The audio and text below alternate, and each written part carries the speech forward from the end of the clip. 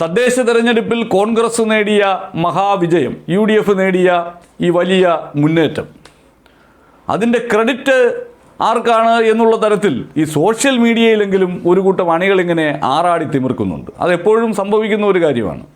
ജയിച്ചു കഴിഞ്ഞാൽ അതിൻ്റെ ക്രെഡിറ്റ് തങ്ങളുടെ ഫാൻസ് അസോസിയേഷൻ നേതാവിന് കൊടുക്കുക എന്നുള്ളത്. സ്വാഭാവികമായി പ്രതിപക്ഷ നേതാവിന് വേണ്ടി കുറേ ആളുകൾ പറയുന്നുണ്ട്, മുൻ പ്രതിപക്ഷ നേതാവിന് വേണ്ടി കുറേ ആളുകൾ പറയുന്നുണ്ട്, ഇവരൊക്കെയാണ് ഇത് ജയിപ്പിച്ചെടുത്തത് എന്ന് പറയുന്നുണ്ട്.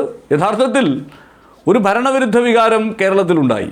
ആ ഭരണവിരുദ്ധ വികാരം ഉണ്ട് എന്നുള്ളത് തിരിച്ചറിഞ്ഞ് അതിനെ ഏറ്റവും നന്നായി യൂട്ടിലൈസ് ചെയ്യുന്നതിന് വേണ്ടിയിട്ടുള്ള പരിശ്രമങ്ങൾ കേരളത്തിൽ ഉണ്ടാകണം എന്ന ഇച്ഛാശക്തി ഉണ്ടാകുന്നത് കോൺഗ്രസിൻ്റെ ദേശീയ തലത്തിൽ നിന്ന് തന്നെയാണ്. സ്ഥാനാർത്ഥി നിർണയത്തിലടക്കം ഈ നേതാക്കന്മാരുടെ, സംസ്ഥാന തലത്തിലുള്ള നേതാക്കന്മാരുടെ ഇടപെടലുകൾ ഉണ്ടാകരുത് എന്നുള്ള നിർദ്ദേശം വരുന്നത് കേരളത്തിൽ നിന്നുള്ള സംഘടനാ ജനറൽ സെക്രട്ടറിയായ KC വേണുഗോപാലിൻ്റെ ശക്തമായ നിലപാട് മൂലമാണ്. അപ്പോൾ ഇവിടെ ഈ നേതാക്കന്മാർ പ്രാദേശിക തലത്തിൽ സ്ഥാനാർത്ഥികളെ അവതരിപ്പിക്കുന്നതിൽ ഈ സംസ്ഥാന തലത്തിൽ പ്രവർത്തിക്കുന്ന നേതാക്കന്മാരുടെ ഇടപെടലുകൾ എപ്പോഴും കോൺഗ്രസിലുണ്ടായിരുന്നു. പക്ഷേ ഇക്കുറി അത് സംഭവിച്ചില്ല. പ്രാദേശിക തലത്തിൽ തന്നെ സ്ഥാനാർത്ഥികളെ നിശ്ചയിക്കുക എന്ന KC വേണുഗോപാലിൻ്റെ നിലപാട് അത് ഇവിടെ പൂർണ്ണമായി നടപ്പിലാക്കി. അതുമാത്രമല്ല, ദേശീയ നേതൃത്വം വളരെ ഗൗരവത്തോടുകൂടി ഇവിടുത്തെ തദ്ദേശ തെരഞ്ഞെടുപ്പ് പ്രചരണത്തെയും കണ്ടു. ഇപ്പോൾ ദീപാദാസ് മുൻഷിയെ പോലെ കേരളത്തിൻ്റെ ചുമതലയുള്ള ജനറൽ സെക്രട്ടറിയും KC വേണുഗോപാലും അടക്കം സജീവമായി പൂർണ്ണസമയം കേരളത്തിൽ നിന്ന് ആ പ്രവർത്തനങ്ങളെ ഏകോപിപ്പിച്ചു. അപ്പോൾ സംഘടനാപരമായ വീഴ്ച സംഭവിച്ചിരുന്നെങ്കിൽ നമ്മൾ ഈ പറയുന്ന ഈ ഭരണവിരുദ്ധ വികാരത്തെ അതിജീവിക്കാനുള്ള ഒരു ബേസൊക്കെ CPM-ന് ഉണ്ടായിരുന്നു. പക്ഷേ കോൺഗ്രസ്സിന് സംഘടനാപരമായ വീഴ്ച സംഭവിക്കാതിരിക്കാനുള്ള ജാഗ്രത ഉണ്ടായത് ദേശീയ നേതൃത്വത്തിൻ്റെ കൃത്യമായിട്ടുള്ള ഇടപെടലാണ്. അതിൽ നിർണായക കണ്ണിയായത് KC വേണുഗോപാലാണ്. അദ്ദേഹത്തോടൊപ്പം തോളോട് തോൾ ചേർന്ന് പ്രവർത്തിക്കാൻ KPCC പ്രസിഡന്റിനും പ്രതിപക്ഷ നേതാവിനും മുൻ പ്രതിപക്ഷ നേതാവിനും ഒക്കെ സാധിച്ചു എന്നുള്ളയിടത്താണ്. അതായത് സംഘടനാപരമായി കൃത്യമായി അതിനെ ഏകോപിപ്പിച്ചുകൊണ്ട് പോകാൻ KC വേണുഗോപാലിനെ പോലെയുള്ള, ദീപാദാസ് മുൻഷിയെ പോലെയുള്ള ദേശീയ നേതാക്കന്മാരുടെ സാന്നിധ്യം ഗുണകരമായി എന്നതാണ്.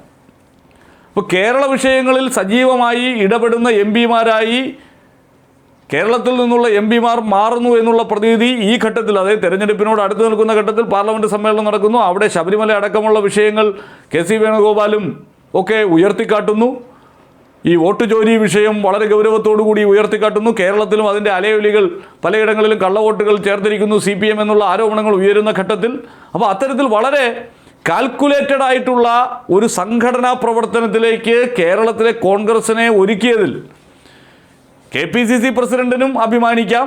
അതിന് പച്ചക്കൊടി കാട്ടിയതും ഒരു സാധാരണയായി ഉണ്ടായിരുന്ന കുറേ മാമൂലുകൾ ഈ സ്ഥാനാർത്ഥി നിർണയത്തിലും പ്രചരണ രംഗത്തും ഒഴിവാക്കി നിർത്താൻ കർശനമായ നിർദ്ദേശം നൽകിയതിലൂടെ, അത് കൃത്യമായി മോണിറ്റർ ചെയ്തതിലൂടെ KC വേണുഗോപാലിനെ പോലെ കേരളം അറിയുന്ന ഒരാളുടെ പ്രസൻസും കോൺഗ്രസ്സിന് ഗുണകരമായി. പ്രതിപക്ഷ നേതാവിൻ്റെയോ മുൻ പ്രതിപക്ഷ നേതാവിൻ്റെയോ റോളുകൾ കുറച്ച് കാണിക്കുകയല്ല, അവർക്കും റോളുണ്ടായിരുന്നു. സ്വാഭാവികമായി പല നിലപാടുകളും VD സതീശനും രമേശ് ചെന്നിത്തലയും എടുത്തത് അത് പൊതുസമൂഹത്തിൻ്റെ കയ്യടി നേടുന്നതിന് കാരണമായിട്ടുണ്ട്. പക്ഷേ സംഘടനാപരമായ ഒരു അച്ചടക്കം ഇതിനകത്ത് ഉണ്ടായിരുന്നില്ലെങ്കിൽ അത് അപകടകരമായി മാറിയേനെ. ഇപ്പോൾ തിരുവനന്തപുരത്തൊക്കെ എത്ര പെട്ടെന്നാണ് കോർപ്പറേഷനിലെ സ്ഥാനാർത്ഥികളെ നിശ്ചയിച്ചത്.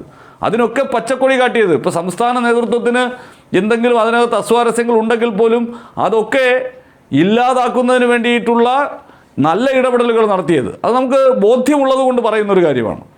അത്തരത്തിൽ പണ്ടൊക്കെ ആയിരുന്നെങ്കിൽ ഇപ്പോൾ തിരുവനന്തപുരത്ത് DCC കോർപ്പറേഷനിലെ സ്ഥാനാർത്ഥികളെന്ന് വെച്ചാൽ എന്നാൽ പിന്നെ ഞങ്ങൾ കണ്ടിട്ട് ഒന്നും കൂടി ആലോചിച്ച് മറ്റേ ഘടകങ്ങളിൽ ചർച്ച ചെയ്ത് മറ്റേ ഇനി വേണമെങ്കിൽ ഹൈക്കമാൻഡിൽ അയച്ചിട്ട് തീരുമാനമെടുക്കാമെന്ന് പറയുന്നിടത്ത് ഇങ്ങോട്ടേക്കൊന്നും ഒന്നും വേണ്ട.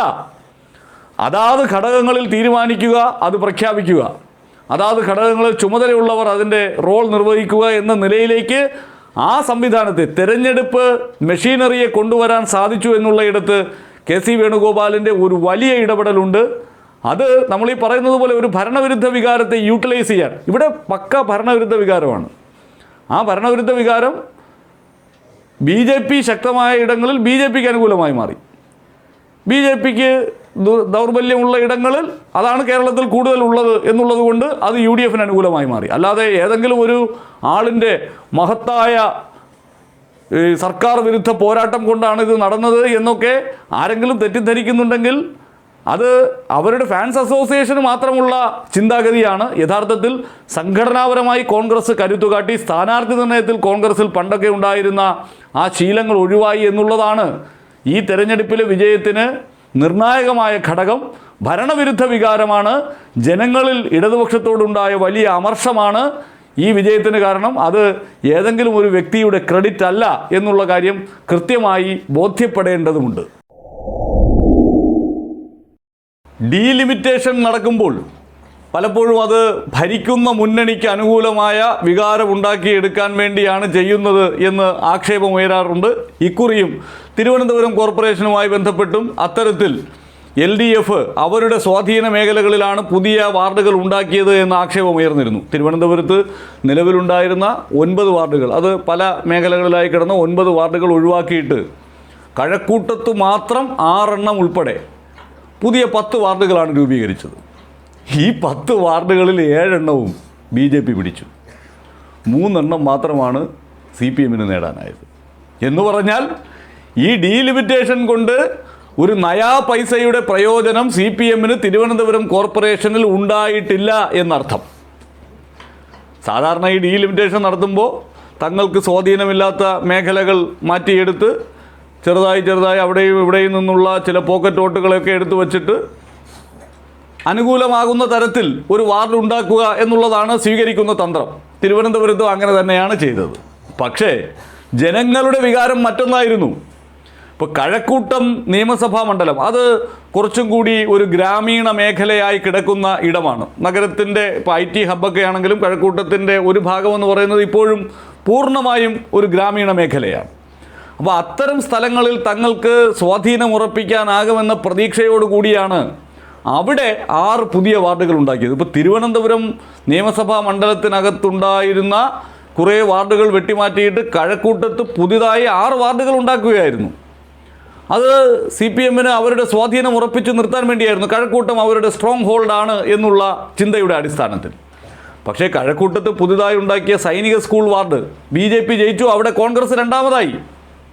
ഈ സൈനിക സ്കൂൾ ഉണ്ടാക്കുന്നതിന് വേണ്ടി കുറേ ഭാഗങ്ങൾ അടർത്തിയെടുത്ത് ഒരു പുതിയ രൂപത്തിൽ അവതരിപ്പിച്ച ചന്തവിള വാർഡ്, ആ ചന്തവിള വാർഡിലും ഇടതുപക്ഷം 3ാം സ്ഥാനത്തായി. അവിടെ BJP ജയിച്ചു, കോൺഗ്രസ് 2ാം സ്ഥാനത്ത്. 2 വോട്ടിനാണ് കോൺഗ്രസ് 2ാം സ്ഥാനത്തായത്. അപ്പോൾ പുതുതായി രൂപീകരിച്ച സൈനിക സ്കൂൾ വാർഡ് പോയി. ചേങ്കോട്ടുകോണം എന്ന് പറഞ്ഞൊരു പുതിയ വാർഡ് ഉണ്ടാക്കി, അവിടെയും BJP ജയിച്ചു. അലത്തറ എന്ന് പറഞ്ഞൊരു പുതിയ വാർഡ് ഉണ്ടാക്കി, അവിടെയും BJP ജയിച്ചു. കുഴിവിള എന്ന് പറഞ്ഞൊരു പുതിയ വാർഡ് ഉണ്ടാക്കി, അവിടെയും BJP ജയിച്ചു. കാര്യവട്ടം എന്നൊരു പുതിയ വാർഡ് ഉണ്ടാക്കി, അവിടെയും BJP ജയിച്ചു.